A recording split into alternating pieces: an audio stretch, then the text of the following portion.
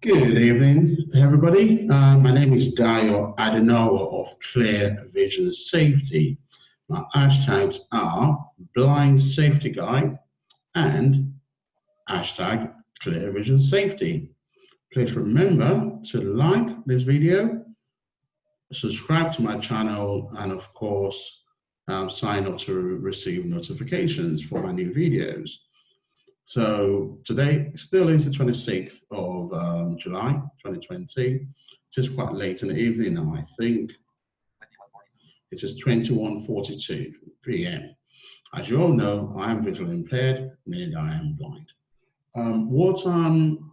I decided to do a number of things I wanted to actually look at over the weekend. And the reason I do it, partly is so that when I get into work over the course of the week, I have sufficient amounts of base knowledge to guide me through.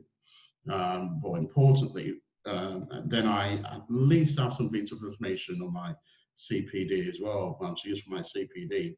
This is my IOSH Institution of Occupational Safety and Health, CPD, as I learn over the course of my work.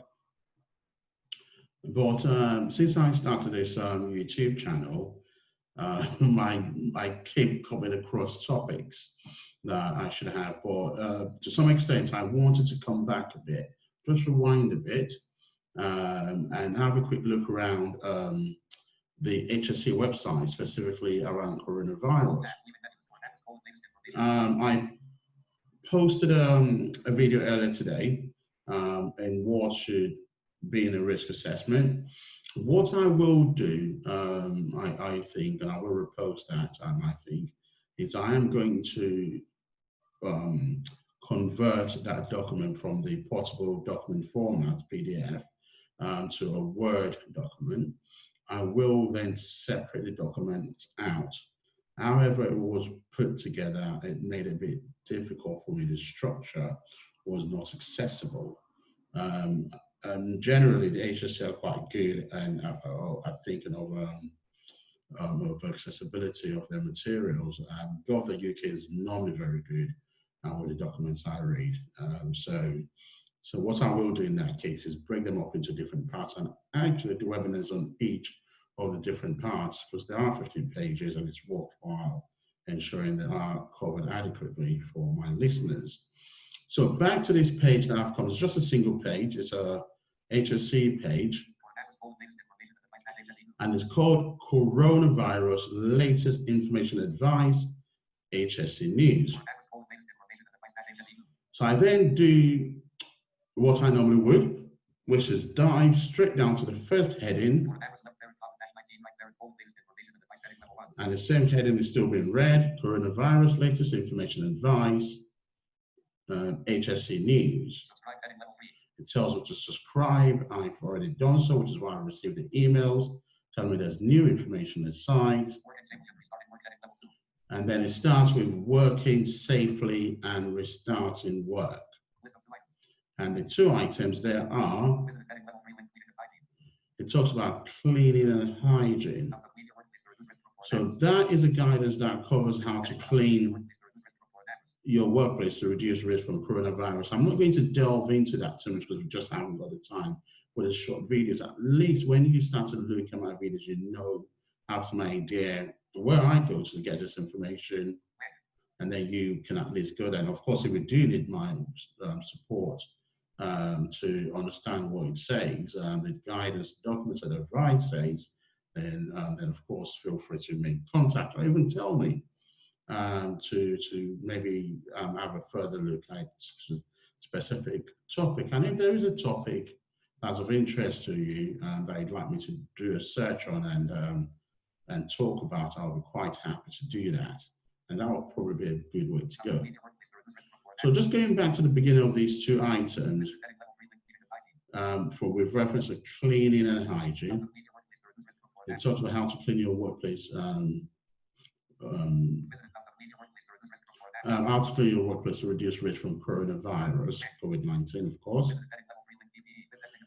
And then it talks about PPE, fit testing, and RPE. Many by now will know that PPE stands for personal protective equipment. The other acronym I mentioned, RPE, is respiratory protective equipment, which you would have seen probably more in a workshop environment, i.e. A spray painting environment.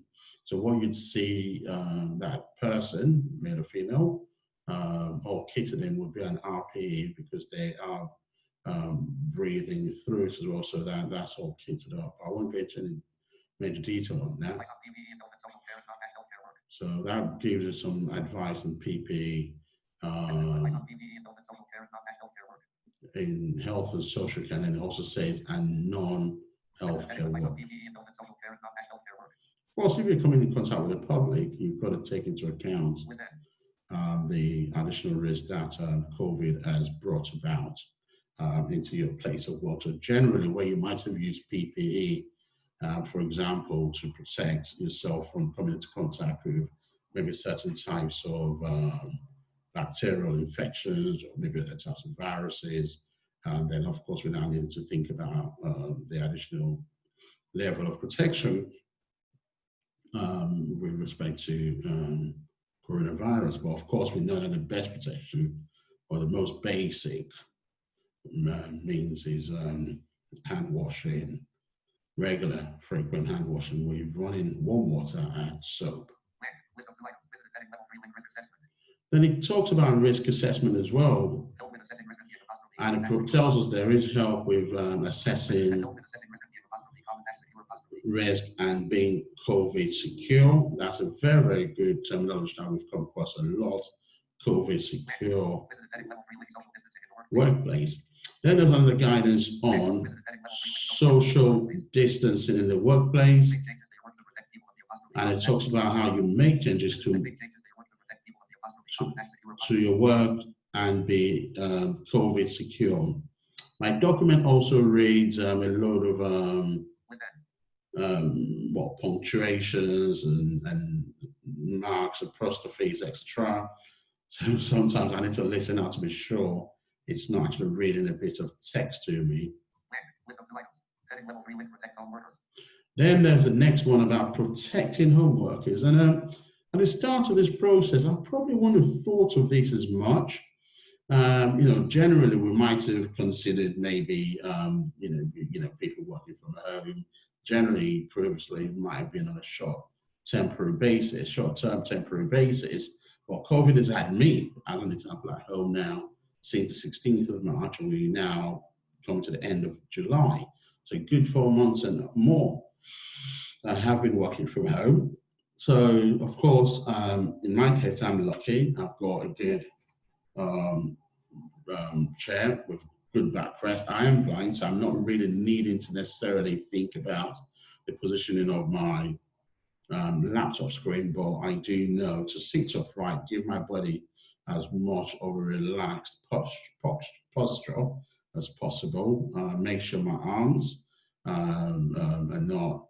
By the time I came across when I was completing my master's degree, and not abducted is one word, arrested is another, a synonym for it. But it just means not locked in an awkward position. So it needs to be in a neutral position, just so that you're not engaging muscles unnecessarily, especially for a long period of time. But moving on, we're not really doing musculoskeletal stuff today, so I won't focus too much on that. And then there's the issue of within that protecting home workers context, is the issue of mental health challenges which may come about if you're working from home, particularly with coronavirus. Are you not able to leave home, such as like myself, being able to engage with your colleagues, being able to engage with your line managers, being able to maybe do some team-based work. Some workplaces I know have coffee mornings. They have something we did a work called a brewlette. So brew as in drink, let as in roulette. So some smart person came up with that terminology. And yeah, you meet a colleague, you have a brew. Many shied away from a glass of wine. The times I had a Friday night or late Friday afternoon roulette. I might have tainted my drink a little bit. I don't remember with what, but moving on swiftly. So it talks about managing work-related stress. If you're your own, then who are you sharing that with? So regular meetings with your team leader, asking questions, engaging with you, finding solutions from that viewpoint. Many have employee assisted programs in place. One I used absolutely was Able Futures. It is a government set up scheme.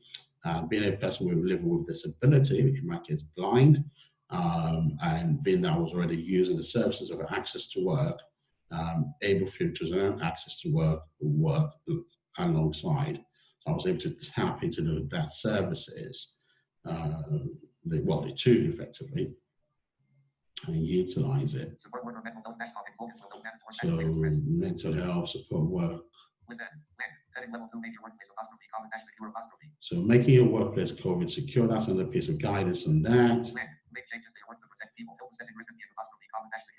So it's more guidance on help or advice on how to make your workplace to protect people, assess the risks that are present, and of course put the controls in place. There's something else here called step-to-step guide. That to some extent is covered in what I did earlier today, which is what to have your risk assessment, but I haven't opened that document. I could do that. It does say I visited it. So latest information and advice. So this is now about face coverage. You'll remember last weekend, I think that was the weekend of the 24th of, I might be wrong on that. Potentially the 24th of July, face coverings then became actually mandated in enclosed workspaces or public spaces. So that will stem from that as well. So it does say, when do you need to use face coverings and face masks? So, and then this one is more a sector specific guidance. It says manufacturing : returning to work. So practical advice on machinery safety and building safety and protection from coronavirus. Restarting pressure systems, so that'll be somewhat specific as well for those in facilities management maybe. So it does say safe use of steam boilers, hydraulic systems and pressure compressors and other pressure equipment, air conditioning, etc. And then air conditioning and ventilation. When I spoke earlier, I talked about mechanical air exchange systems, just obviously to ensure your environment is well ventilated. So some nice, good information in there. And then it gives you some guidance on how you can maintain social distancing. Many of us would know that the guidance was adjusted some weeks back now, which included taking into account that some workplaces may not be able to achieve that 2-meter social distancing requested. And in those instances, then it was a case of putting in place mitigation. So you social distance at least 1 meter, but have additional measures in place. But in this case, it talks about in common areas, workstations, when moving around the building, and much more. Then gas safety. So, okay, this one is actually one that people such as landlords may not have thought about. So it's guidance for landlords, gas engineers, and clinically vulnerable tenants. So I guess if someone is to come into my property and I'm a shielded person, how do we arrange that? And then there's a load more coronavirus topics. So I just thought this was a useful page because of the range of topic it covers. As I say, this page is the HSE. So if you type into Google, you will find it. Is the coronavirus latest information and advice HSE news. It is better to type that into Google rather than me giving you the URL for it, just in case we get anything wrong. But this is a very, very useful page. So thank you very much. Hopefully that wasn't too short. But remember to subscribe to Clear Vision Safety, like my page, and then also sign up for notifications. Thank you very much.